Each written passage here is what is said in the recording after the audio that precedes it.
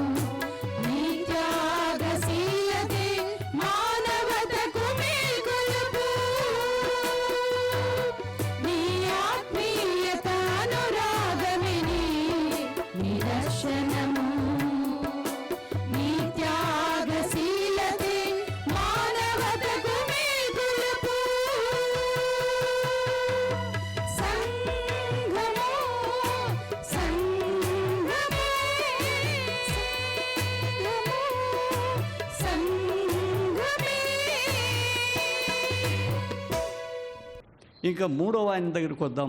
మనం లూకాసు వార్త 19వ అధ్యాయంలోనికి వద్దాం. ఈయన వంకరి టింకరిగానే బతికాడు. ఈయన బ్రతుకు బాగలేదు, కానీ పరిగెత్తాడు యేసు ఎవరో చూడాలని. ఈయన మనం చూస్తే ఆయన సంచరించుచు 19 ఎరుకు అను పట్టణంలో ప్రవేశించి దాని గుండా పోవచ్చునేను. ఇదిగో సుంకపు గుత్తదారుడు ధనవంతుడైన జక్కయ్య, అక్కడ రాయబడ్డ మాట, ధనవంతుడైన జక్కయ్య అతను పనిని కూడా ఇచ్చాడు. సుంకపు గుత్తదారుడు, అతను పన్ను వసూలు చేసేవాడు. ఆ దినాల్లో ఎలా ఉండేదంటే పన్ను వసూలు చేస్తే 2 ఓటాలు పోవాలా. ఒక ఓట ఎవరికి? పిలాతుకు, రోమా రాజ్యం యొక్క గవర్నర్ ఆయన. అది రోమా రాజ్యం కింద ఉంది.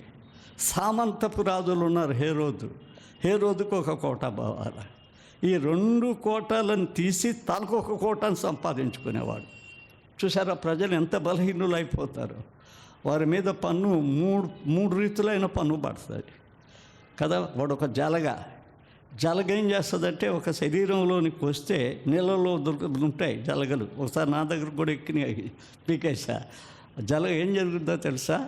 వాటర్లో ఎప్పుడన్నా నదుల్లో మునుగుతూ ఉంటే, కాలువల్లో మునుగుతూ ఉంటే జలగలు ఉంటాయి.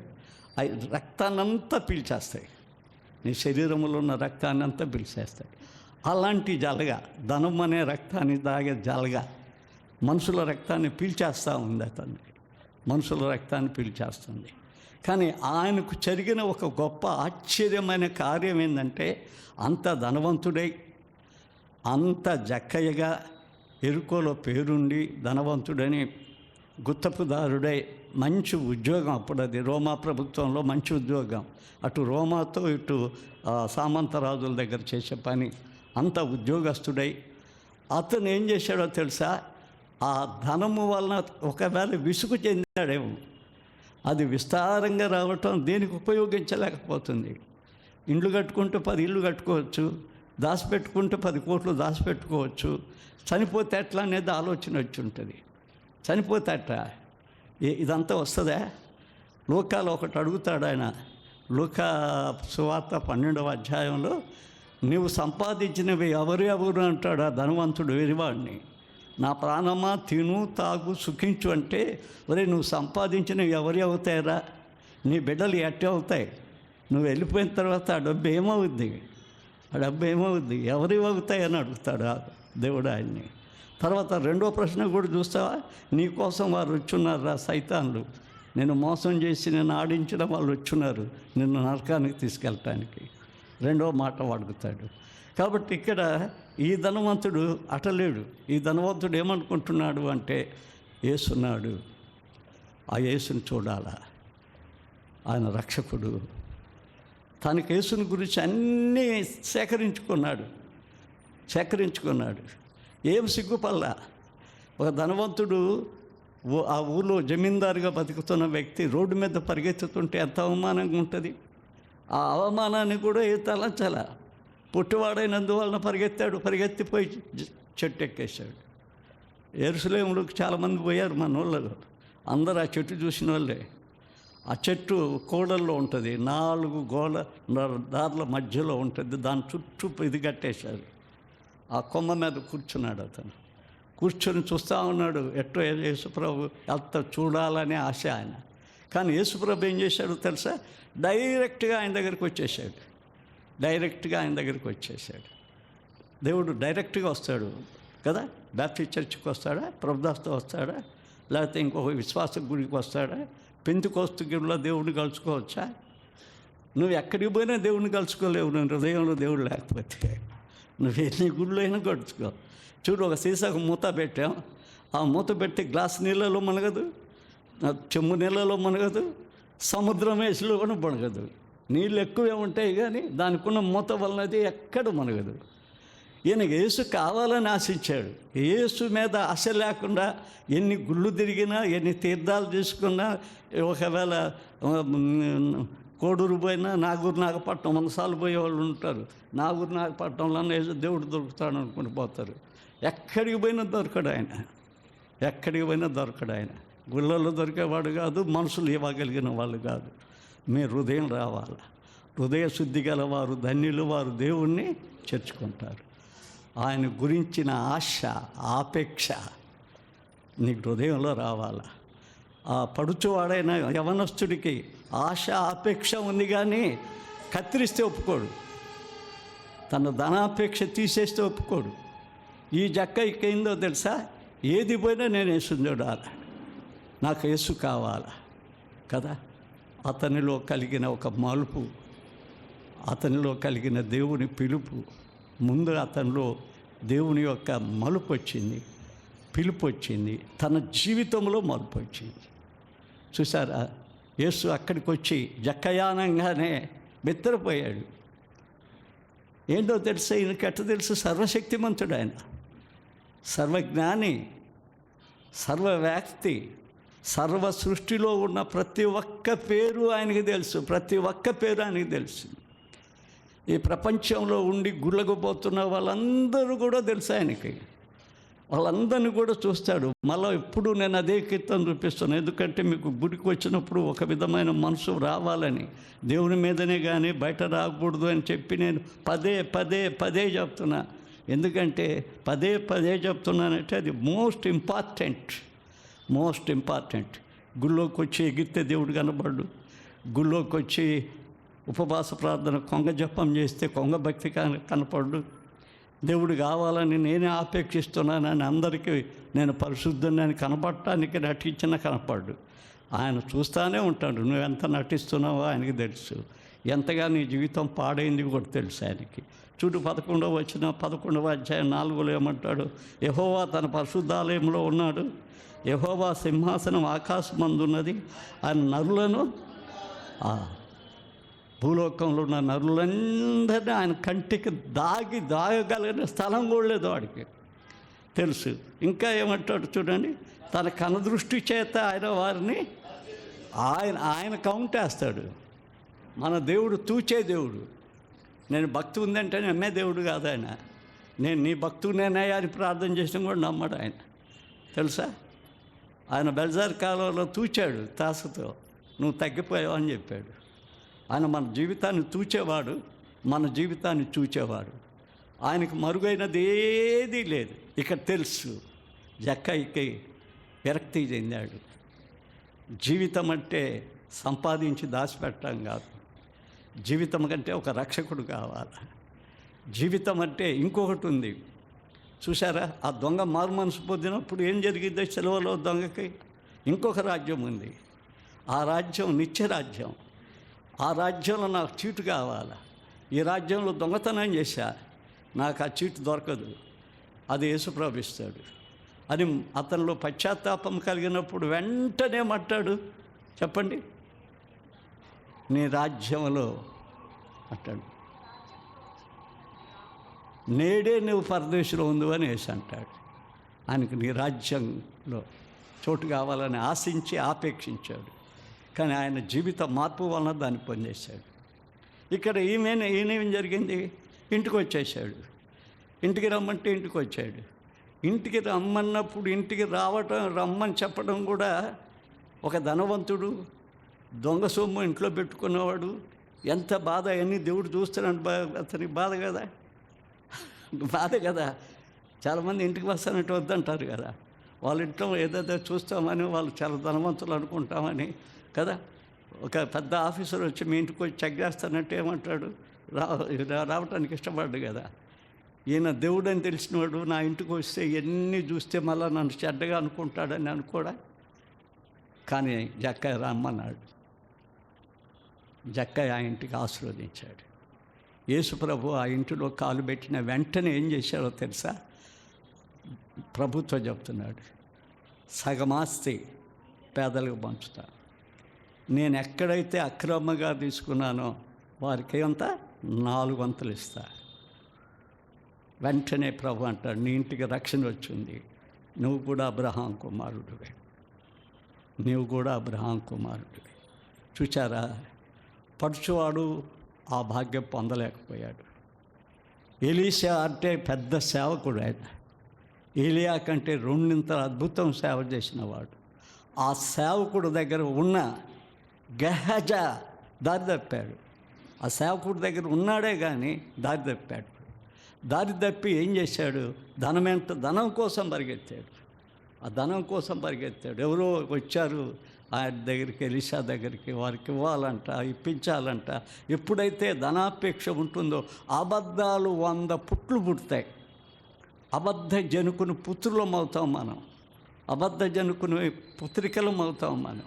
సాతానుడు ఏం చేస్తాడంటే చాలా అబద్ధాలు పుట్టించేస్తాడు మనలో. ఎందుకంటే మనల్ని సంపూర్ణంగా వాళ్ళు వశపరచుకోవాలని వాడు సత్తాం. బిడ్డలారా,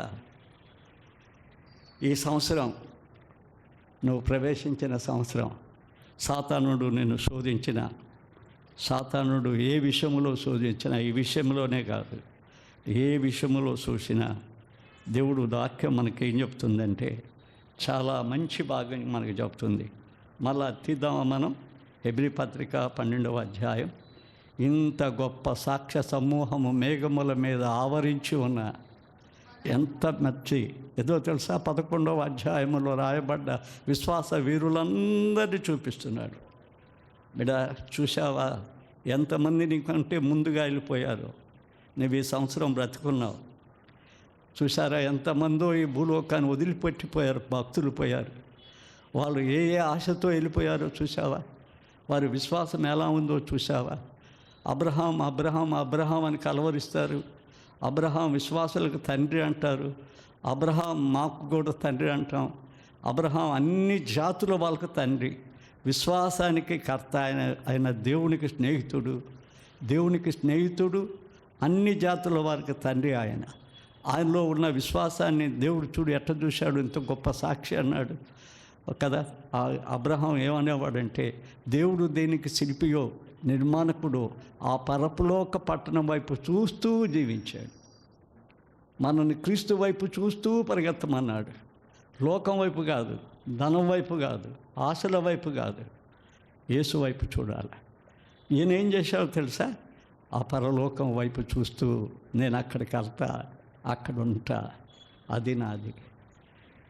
అంత పేదవాడిని ఊరి నుంచి పిలిస్తే, ఇప్పుడు ఎవరైనా సేవకు పిలిస్తే ఏం చేస్తారో తెలుసా? ఈ పక్కనే ఒక కొట్టేసుకుంటున్నాను అంటున్నారు. ఆ అమ్మాయి పోయింది ఒరిస్సాకి. ఇప్పుడు మా అమ్మని ఎవరన్నా సేవకులు అడుగుతారు నన్ను, నేను సేవ చేయాలని ఉంది అంటాడు. చాలా ఉన్నాయి ఐఎం మిషన్లో, చెప్పండి నేను పంపిస్తానంటే అంత దూరం ఎవరు పోతారు సార్? నెల్లూరులో ఒక పేటలో పెట్టేస్తాం, మా భవన్ చర్చి పెట్టేస్తాం. మా బంధువులు వస్తారు చాలు. మా బంధువులు ఎంత పిచ్చికల్లో ఉన్నాయంటే తెలుసా? వాళ్ళకి అన్ని పిచ్చులు ఉన్నాయి.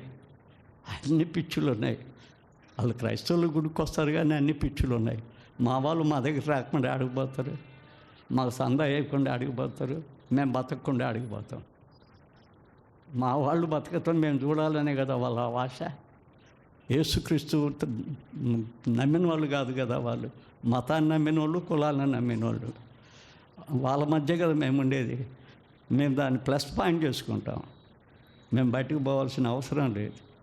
అబ్రహాం వెళ్ళిపోయాడు, వీళ్ళు విడిచిపెట్టి, తండ్రిని విడిచిపెట్టి, తల్లిని విడిచిపెట్టి వెళ్ళిపోయి చాలా పెద్దగా వచ్చాడు. కరువు వస్తే ఆ కరువుకు తట్టుకోలేక అరేబియా వెళ్ళిపోయాడు, ఐగుప్తు దేశం వెళ్ళిపోయాడు. అక్కడ చిన్న తప్పు చేయవలసి వచ్చింది. తన భార్య వలన ఒక ఆగరణ తెచ్చుకోవాల్సి వచ్చింది. కొంత కలత అయింది ఆయన జీవితంలో. కానీ తాను ఆఖరికి తన జీవితాన్ని సరిచేసుకున్నాడు. ఏమన్నంటే అంత దాసి జనాలను పోషించే ఆస్తి అతనికి ఉన్న, ఆఖరికి ఏమి అబ్రహాం నీకేం కావాలి? విశ్వాసానికి కర్త అయిన దేవుడు కావాలి. ఆయన శిల్పకారి. నా కొరకు అదుగు ఆ పరలోకంలో పెద్ద గృహం, పట్టణం, ఇల్లు నిర్మిస్తున్నాడు. ఆ ఇల్లు నాకు కావాలి. మనకి సంవత్సరం ఆశ ఉందా? అసలు ఇల్లు పరలోకంలో నిర్మించబడుతుందా? అది కూడా చూద్దాం. ఎందుకంటే ఏదో పాస్టర్ గారు ఏదో చెప్పేసి వెళ్ళిపోయాడు అనుకోకుండా 11వ అధ్యాయం చూద్దాం. 11వ అధ్యాయం, ఎబ్రీ 11వ అధ్యాయం చూడండి. 16వ వచనంలో ఏముందో? అయితే వారు మరి శ్రేష్టమైన దేశం అనగా పరలోక సంబంధమైన దేశమును కోరుకున్నారు. అందుచేత తాను వారి దేవుడిని అనిపించుకునటానికి దేవుడు వారిని కూర్చి సిగ్గుపడడు. ఏలయనగా ఆయన వారి కొరకు ఒక పట్టణం, రత్న ఖచ్చితమైన పట్టణం ఉంది ఆడ. ఎక్కడికి తెలిసిపోయింది. ఎప్పుడైతే నువ్వు యేసు కావాలనుకుంటావో, యేసు కావాలన్న ప్రతి వ్యక్తి పరలోక రాజ్యం కావాలి అని జీవిస్తాడు. తెలుసా? యేసు కావాలన్న ప్రతి వ్యక్తి. ఆ దొంగ యేసు కావాలన్న వాడు వెంటనే ఏం గుర్తొచ్చింది? ఆయనకు ఒక రాజ్యం ఉన్నదని గుర్తొచ్చింది. ఆ రాజ్యంలో నేను నివసించాలని గుర్తొచ్చింది. యేసు గుర్తున్న వాడికి ఇంకేం గుర్తొస్తుంది? ఆయన రాజ్యం గుర్తొస్తుంది. ఆయన రాజ్యం గుర్తొస్తుంది. ఏమి అతని జీవితంలో మార్పు వచ్చినప్పుడు ఏం జరుగుద్ది? 13వ వచనం, వీరందరూ ఆ వాగ్దాన ఫలము అనుభవింపకపోయినను దూరము నుండి చూసి వందనము చేసి తాము భూమి మీద పరదేశులము యాత్రికులమై ఉన్నామని ఒప్పుకున్నారు వాళ్ళు. ఆఫ్టర్ ఇది కొంతకాలం ఉండే యాత్ర. ఇక్కడ పరదేశులం, ఇక్కడ మన పౌరత్వం కొట్టయిపోద్ది. మనం పోయిన వెంటనే మన ఆధార్ కార్డు పోద్ది, మన పాన్ కార్డు పోద్ది, మన ఓటు కార్డు పోద్ది, ఇవన్నీ తీసేయబడతాయి. కానీ పౌలు అన్నట్టు 3వ అధ్యాయంలో రోమా పౌరత్వంలో మార్చుకున్నాడు ఆయన. నా పౌరస్థితి పరలోకంలో ఉంది. దేవుడు చూచిన బిడ్డ అంతా కూడా తన పరువు అంతా పరలోకం సంపాదించుకోవాలి. బిడ్డలారా, ఈ సంవత్సరం ఎలా పరిగెత్తుతున్నాం? విశ్వాసానికి కర్త, దాన్ని కొనసాగించే యేసు వైపు పరిగెత్తాలి. పరిగెత్తాలంటే నువ్వేం చేయాలా? భారాన్ని దించుకోవాలి. ఆ భారం దేవుడి మీద వేయాలి. పరిగెత్తాలంటే నేనేం చేయాలా?